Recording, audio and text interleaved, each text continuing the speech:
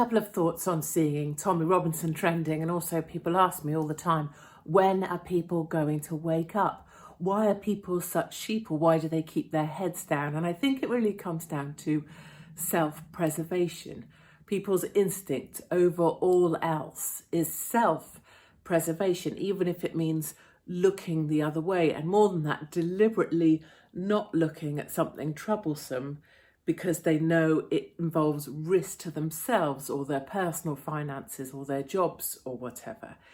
And typically that only changes when something impacts on the individual directly. So self-preservation, and which is often really valid, like I need to keep my job because I need to keep looking after my children, or I need to keep my pension because I need to be able to support myself when I'm older, I'm a single mum or whatever. But when it impacts on the individual individually, then this self-preservation is brought into question, because actually self-preservation means fighting for what's right. So if you have a grievance against the NHS, or your own daughter becomes a victim of, for example, grooming gangs, your instinct for self-preservation is overridden by the need to protect and defend your own interests. But I think what's really interesting about this whole thing is there's a few of us that have been at the pointy end of the spear for longer than I can remember. And as I always say to people who say, well, what can we do to help? We don't need everybody at the pointy end of the spear. You don't need everybody to be jailed or bankrupted or chased out and hounded out of their jobs and their homes and the media.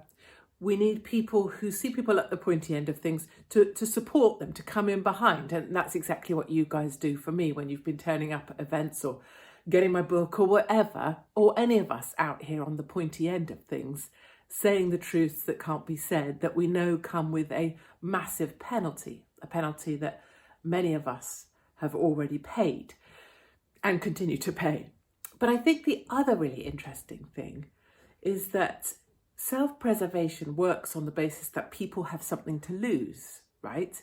That they have a job to lose, or a home, or the welfare of their children, or a marriage. But in a time when increasingly people see their stuff being taken away, inflation at a 40-year high, see their money counting for less, wondering if there will even be money soon, when they see that they can't really use their car like they used to, they can't travel like they used to, that there is a potential that they could be locked down at any moment, that buses no longer turn up and trains no longer turn up, and life becomes really quite different to anything you ever knew before. Increasingly people start to wonder, what have they got to lose? How much longer are you prepared to look away, or deliberately look away, deliberately not look? Or how long do we all need to start working together to preserve ourselves and to preserve our freedoms?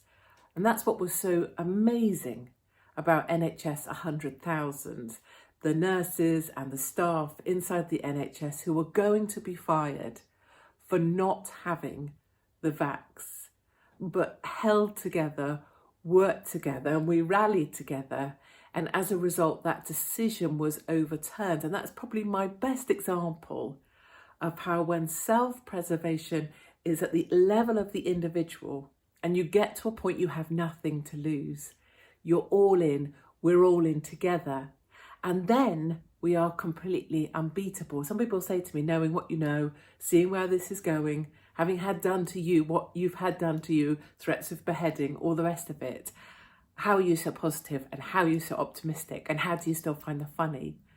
And it's because of exactly NHS 100,000 and others examples like that. Whites in South Africa determined to stand their ground, to die in their boots for the love of their land, or conservatives in California who say, we will not leave, we're going to fight this to the end.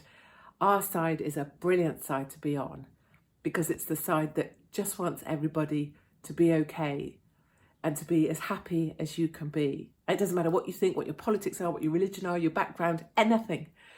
It's just that we want everyone to be all right. And when we realise increasingly we have nothing more to lose, increasingly we're all in this together, and then we are unbeatable. So self-preservation to being the strongest fighting force this country will have ever seen.